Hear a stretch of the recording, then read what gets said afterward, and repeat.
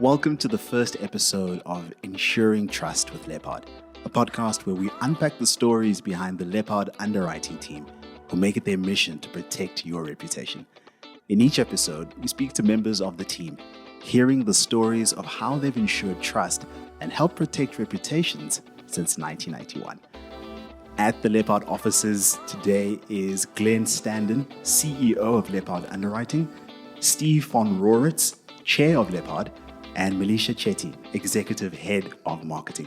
Welcome, everyone. Thank you. Thank you. Glenn, let's start with you. You've been with Leppard for over 2 decades, and as CEO, your responsibility is to ensure that Leppard safeguards your clients' reputations while having fun and making money for your shareholders. That's quite a delicate balance, I'd imagine. As you reflect on your tenure here, tell us a bit more about how far the business has come and where you believe it's actually going. Wow, this is probably my greatest ever challenge at Leppard Underwriting, to condense 31 years into a couple of minutes. Okay, so Leppard started as a small business back in 1991, writing PI and liability business. By about 2008, I think, Leppard Underwriting had reached that stage of a business's life cycle, where it was time to either renew and rejuvenate, or the business was going to decline. It is obvious what we chose. Also at this time, the market presented a couple of opportunities, and there were some shareholding changes, both at a corporate and individual level. This was also the birth of what we internally know as the Leppard story. Our story defines 5 focus pillars, all of which are key to our success. And these are: never compromise quality, be forward-thinking, be solutions-driven, and to learn from ourselves, our competitors, those around us. And last but not least, and certainly probably the most important one to me, is that people are really important. Sure. So that's where we've come from, and now to where we're going. Well, probably to be a bigger and better and more successful version of what we are today. But for me, the focus would be on our pillars and getting better at what we do. If we do the better, the success and the bigger will take care of itself. Now, with that in mind, and this might sound like an obvious question, but why is it important to protect one's reputation? And what happens when one doesn't? A business's reputation is an indicator to consumers of the trustworthiness of a business and a key driver of its long-term success. It is so important to protect one's reputation because we all know how quickly negativity and bad publicity can cause reputational damage and a loss for a business.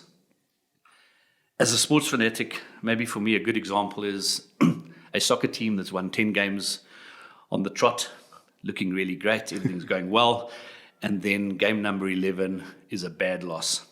Everyone seems to talk about that bad loss for weeks to come, but forgets the 10 good games that preceded that. And that's the same with a business reputation. All the good publicity, all the good vibes are very quickly forgotten when you have that one piece of bad publicity or a bad scenario. So I want to hone in on those good vibes then. What are some of your best memories of safeguarding your clients' reputations? Like, take us down memory lane. What stories spring to mind as you've been building the business of protecting reputations? Okay, so from a stories perspective, that's a real difficult one because for us, every claim is about protecting a business's reputation. So maybe it's important for me to share what others think we do and then what we think we do.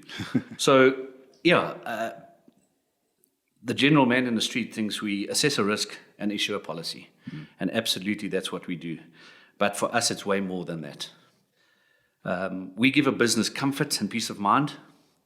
We offer a promise to support them when things go wrong. When they have an issue, we provide them with support of adjusters, assessors, attorneys, legal teams. And at the same time, we help protect their brand, their business, and most importantly, the livelihoods of the people that are working in that business. And that's, to me, is why every single claim is a story of success and protecting a company's reputation. Steve, as chair of Leppard, your role encompasses everything from shareholder relationships to monitoring strategy and making sure the team delivers on your promises. All the best, team, in making sure those promises come to fruition while maintaining high professional and ethical standards. I want to double click on that hot topic in South Africa, ethics. What's the ethos behind how you maintain high ethical standards in such a demanding industry? Yeah, thanks. So when I think about our team, we are hell-bent on making sure that we act with honesty and integrity. We don't need an act of parliament to tell us that. We know there's things such as treating customers fairly, but it must be an innate part of us.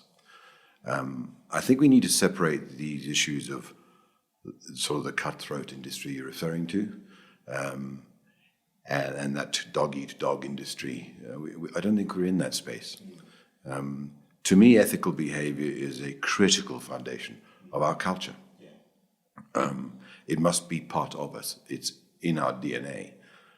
Without that, we don't have sustainability, and the customer attraction, customer retention would fail, would never be achieved. And this goes further to how we attract our personnel, how we retain our personnel, how we interact with our service providers, and also our principal Lombard. Every single facet of what we do must have that foundation. And every person working in Leppard Underwriting must live by that ethos and be sure that they act honestly and with integrity all the time. The old adage of not worrying about your actions being front page news remains to me valid, no matter how old that saying may have been. I don't care if we lose business or we come second because we've stood by our principles. Sure. No problem.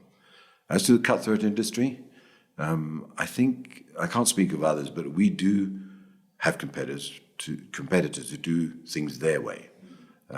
We're not worried about that. We do compete head on, but we do it our way. I respect our competitors, even if in disagreement with their approach or their ideals. But we need to step forward confidently about our approach and serviceability.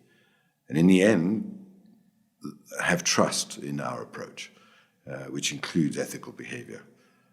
This will fulfill our strategic ambitions. Sure. Can I just say, you sound like the voice of ethics. Like, I could. No, ethics to me is incredibly important. I mean, we talk about it internally all the time. Glenn has mentioned our 5 pillars. Yeah. But underpinning that foundation is about ethical behavior. Sure. From the basics of someone taking a pencil. Yeah. Anything. Now, I'm sure you'll agree that crucial to every business strategy is solving a problem a client has. What are some of the problems that Leppard is best at solving? And what are some of those things that set you apart from the field? Like you'd mentioned, you do things differently to your competitors. So what are the things that set you apart from the field? So I'll tie this back to what Glenn was saying. At the center of what we do is actually simply a promise set out in contractual terms. And we say in that contract that when things go wrong, we will be there to help you. Insurance remains a province, generally. And in our language, we want to be the customer's trusted partner. They need to know that they can trust us. Yeah. The biggest problem a client has is not at the beginning. It's at the end when the claim comes along. It is not the actual policy of insurance is a problem. It's only when the moment comes, when they have a problem and the policy and the promise needs to be fulfilled. That's when they need our support. I like that. So I think we're very good at that. All right. I think we stand out, if you use the word differentiator. Yeah. I think we stand out being present when that moment arrives. Sure. Our purpose is reflected in our policy wording. We embed it into our policy wording. We say how we do things. and how we deal with claims. That's the biggest problem they've got. But the basis of the support links to our need to understand the customer's business in the first place, their needs and their concerns. We interact with insurance brokers out there that communicate what those needs are. It is a skill that ensures that when the claim does arrive, there is no contract uncertainty, and that we're all on the same page. Sure. That way we can fulfill our promise.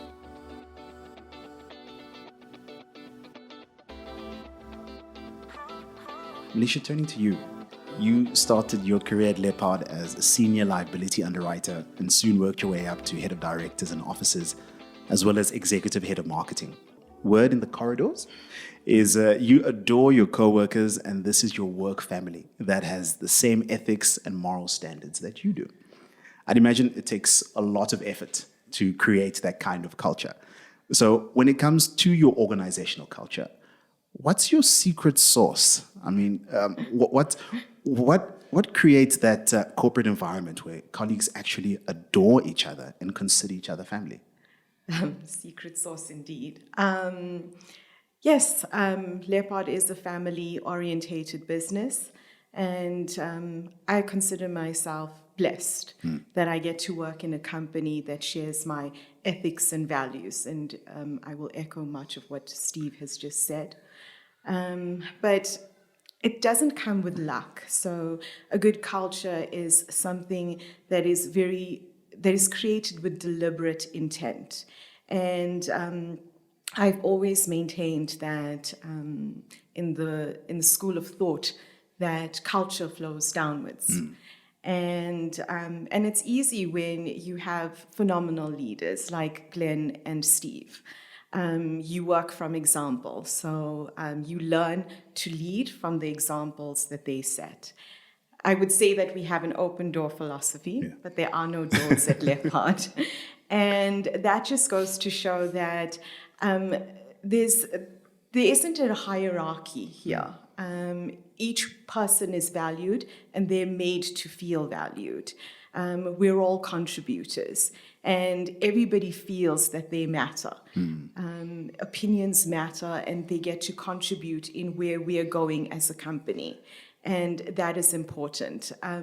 You've heard from Glenn that people are important.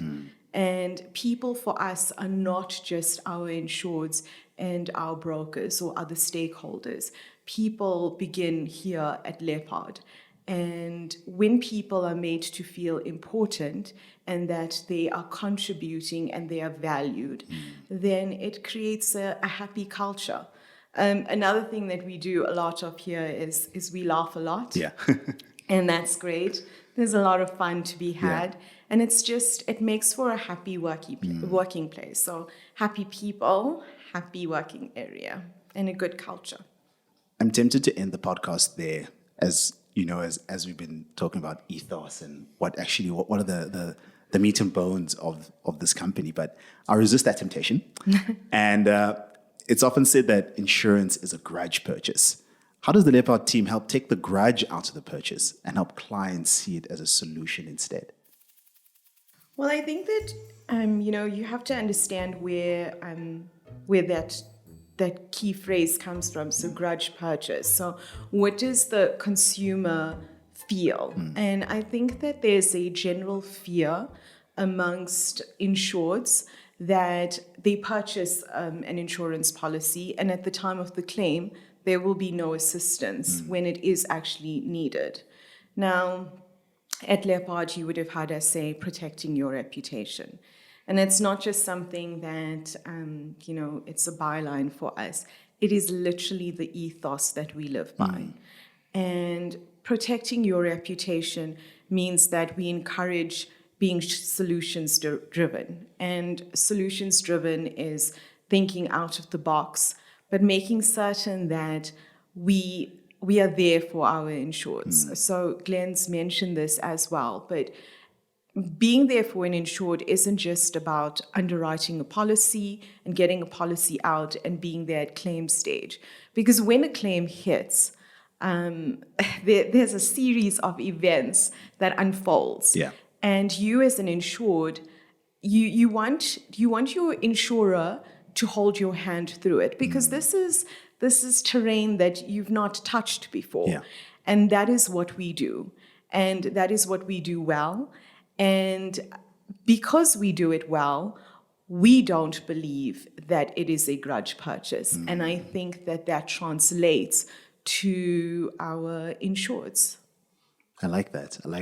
Glenn, you're famously quoted as saying, "No 2 days are ever the same when underwriting specialty lines. No 2 tasks are ever the same." Tell us a bit about that. What are some of the products that you underwrite that you are most proud of? Yeah, so in underwriting in the professional indemnity and liability space, every risk is different.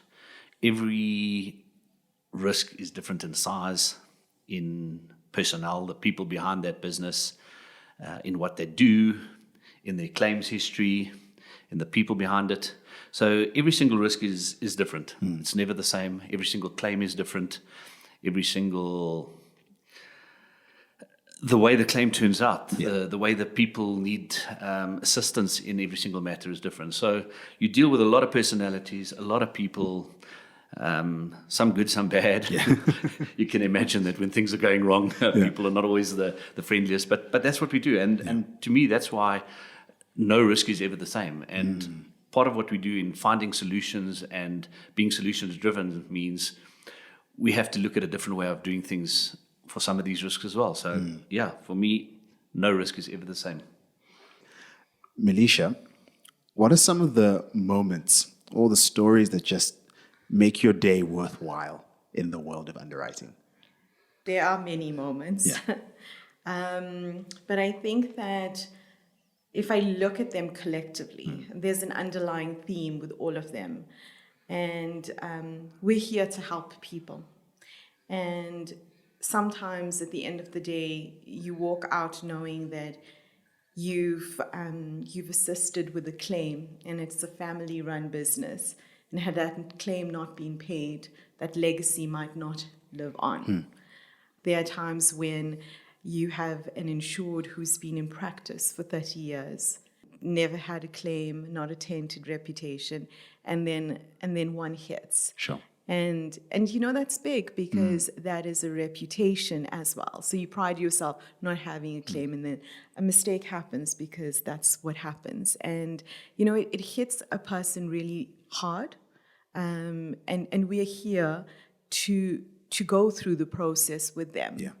And we're a business, and in a business, there are the daily runnings. And, you can get tied up in raters and underwriting, risk exposures, policy docs.